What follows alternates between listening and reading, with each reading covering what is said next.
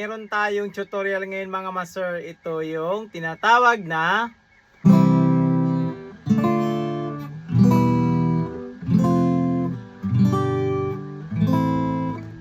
yung chords na ito. Yung ating B diminished or yung mga diminished na mga chords, pito sa ating family of chords. Pero bago ang lahat, magbibigyan muna ako ng disclaimer. Hindi po ako professional na gitarista, nagtuturo lang po ako base sa alam ko, sa sarili kong research, experience. Nasa sa inyo na yan kung susundin nyo to o hindi ang may tinuturo ko. Let's go! Curious talaga tayo bakit ano itong diminish na to. Bakit hindi siya kagaya ng ating mga regular chords, kagaya ng ating major yan at minor na mga chords yan. Ano siya? Ano yung hiwaga dyan sa diminish? So, kung beginners ka at naguguluhan ka rin dito, makinig ka mga master. Mahalagang malaman ito mga master na yung ating mga chords, yan, ating mga chords is nakabase rin yan sa scale. Yan. For example, sa C na major chord is bumase yan sa kanyang scale na C major scale. Kumbaga sa C major scale, ito yan. So, kinuha lang din natin yung root, third at fifth. Yan yung nasa loob ng ating C major chord. Para makuha naman natin ang minor chords is ipa-flat natin yung third natin. So sa ating C major chords natin, meron tayong E na third, ipa-flat natin yan. So magiging E flat. So ito na ngayon ang ating C minor. Meron na tayong E flat ito. Yung ating middle finger fourth fret ng B string. Ito yung ating E flat. Kaya naging minor siya. Yung diminish, ganun din siya mga master. Dalawa lang yung ating ipa-flat sa diminish. Ipa-flat natin yung ating third at yung ating fifth. Yan. Ipa-flat natin. So, example, pag ginawa natin tong C diminish, para rin sa nagtatanong, bakit tatlong nota lang din ito na marami namang string yung kinalabit natin. Ang iba po is octave lang, inulit lang. Example sa ating, ito yung C na bar chord. So ito yung ating C. Index finger, C. Yung ating middle finger, nandito yung G. At sa ring finger natin, nandito yung ating C ulit na root. Yan, same lang sila. At ating pinky, nandito yung E or yung third. At syempre, sinama natin itong third fret ng ating high E string. Yan din yung ating G, which is octave lang din siya doon sa ating fifth na G. Yan. In majority, tatlo lang talaga yung napapaloob na mga nota dito sa ating C major chords. So, ang gagawin natin, kasi ipa-flat natin, di ba, yung ating third at fifth. So, identify natin na sila. So yung ating third is nandito sa ating pinky. So, ang gagawin natin, ipa-flat natin to. Impossible naman na igaganito ko yung aking pinky kasi mababangga siya ng aking ring finger. So, ang mangyayari, magkakaroon ng finger switching. Kumbaga, magsaswap sila. So, ito na. So, ang kukuha nung flat third natin, ito yung E flat. Ang kukuha niyan is yung ring finger. Yan. So, ganito na yung mangyayari sa ating ring finger. Siya na yung pupunta doon sa ating E flat. Dito sa fourth fret ng ating B string. Nandito ating E flat. At ngayon, ito yung ating fifth. Ito.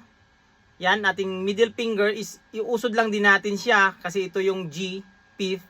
So, iusod natin siya para maging G flat. Yan. At yung pinky natin, doon siya nakatutok pa rin sa ating fifth fret G string or yun din yung root. Yan.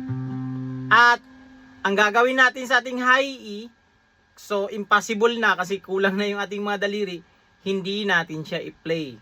At okay lang naman yun kahit hindi natin i-play. Kasi ang ating mga chords, basta makumpleto lang natin yung tatlo na hinihingi ng mga notes, is pasok na yun. So ang ating i-play is ito lang, yung A string, D string, G string, at B string. Yan. Bali itong dalawa na sa taas is dead note siya. Yung E keys, di ba? Yung nakikita natin sa D na chord, di ba pag D na chord ganito? Naka-E keys yung E at A. Yun siya mga master. As long as nandyan yung mga nota na sa loob ng triads is pasok yun. Yun siya. So, ito na yung ating C diminished. At take note mga master, tinatawag din itong C minor flat 5. Yan.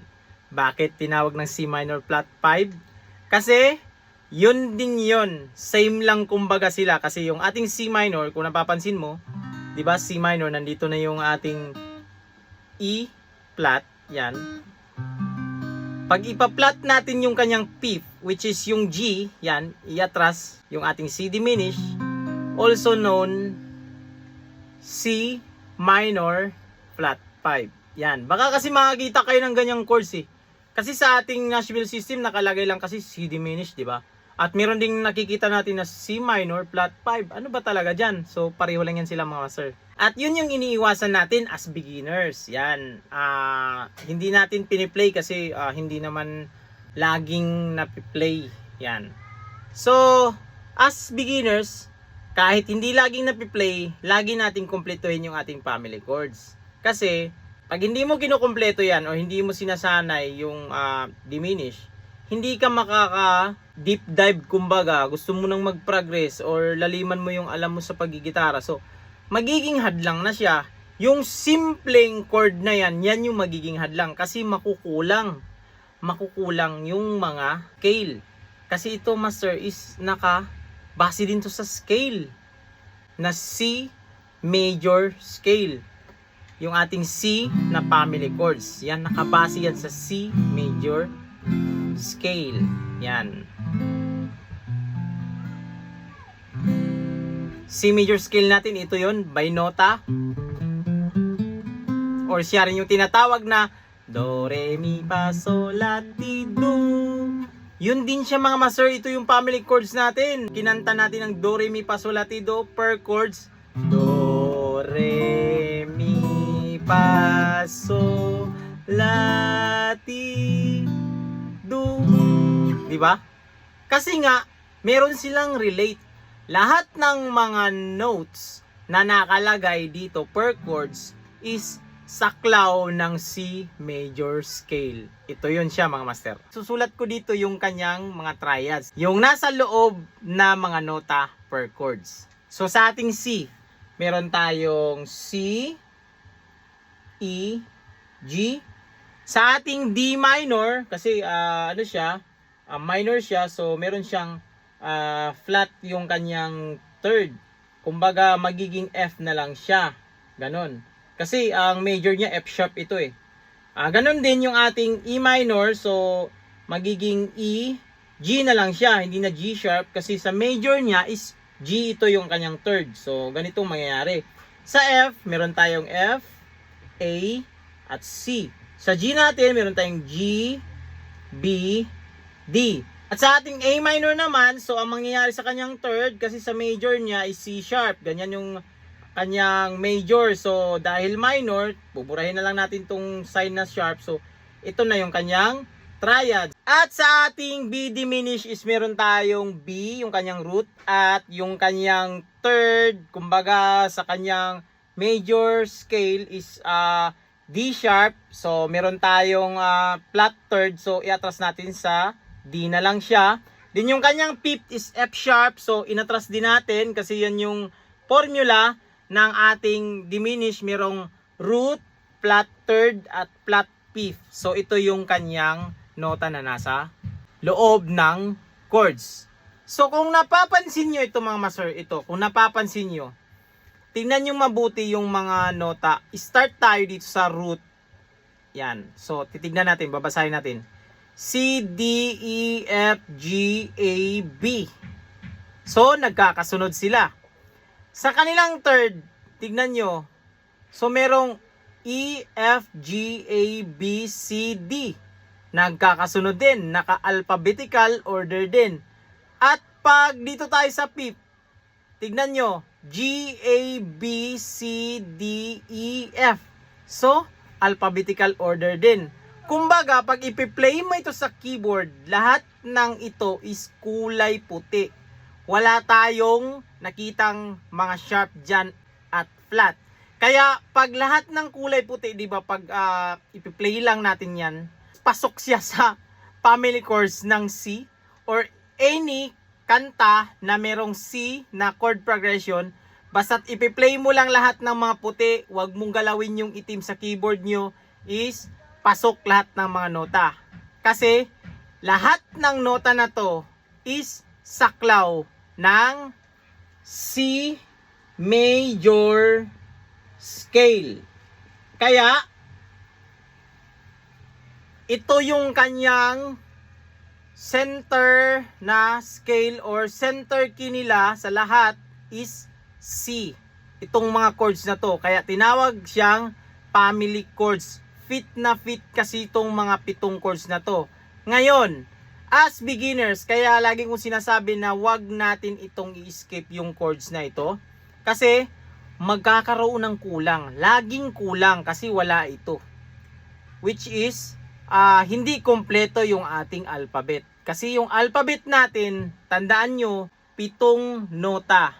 Laging 7 nota. Kumbaga sa do, re, mi, fa, sol, la, ti, do, ganito lang gagawin mo. Do, re, mi, fa, so, la. Laging may kulang. Bakit kaya di ako makapag progress? Kasi laging may kulang. Kasi iniiwasan natin tong diminish yung pampito sa family chords. Yung shape naman na to is yun din yan. Kung alam natin yung mga frets, so yun din yan, mauusod lang. Kagaya din yan ng bar chords na F, diba? Yan, F. Pag inusod lang natin, hindi natin babaguhin yung shape. So magiging F sharp, G, G sharp, A sharp. Ganon din siya. So yung ating B diminished dito, yan, or B minor flat 5, yan. So ito, B minor flat 5. So ganon din yan. Pag iusod natin lahat, maging C minor flat 5, C sharp minor flat 5, D minor flat 5, at D sharp, ganon, so on, so forth. Makukuha natin yan. Shape lang naman talaga yung i-practice natin na masana yung ating mga daliri. Yun siya mga master. Payo ko talaga sa inyo mga master as beginners. Gawin nyo ito yung mga diminish. Isalin nyo pag nagpa-practice kayo, pag nag-daily routine kayo. Yan. Kumbaga, ang daily routine, hiba yan sa jamming. Pag hawak nyo ng gitara, magpi-play agad kayo ng song. So, jamming yan. Walang progress dyan. Ang merong progress, pag upo ko ngayon, ang ipi-play ko is C. Family chords ng C. Yan. Para mamamahay yung mga chords na to sa isip ko na pag every time na merong family chords ng C, ito yung mga chords na mga possibilities na mga lalabas sa isang kanta. At ganoon din, sunod naman, pag makaupo ako, pag gamay ko na yung family chords ng C, dito naman ako sa family chords ng D. Yan. Kumbaga, so on so forth, nagkakaroon ng progression yung playing mo. Dahil hindi mo ini-escape yung tinatawag na diminish. Yun siya mga master. So hanggang dito lang yung video natin na to mga master. Sana nagkaroon kayo ng idea nito mga master about sa diminish. Kasi napakaraming nagtatanong sa akin ito about sa diminish. So wag itong kalimutang i-share sa mga kaibigan nyo. Kakilala nyo na mahilig din sa gitara. So hanggang dito lang. This is Mark Music. God bless you all. Peace out.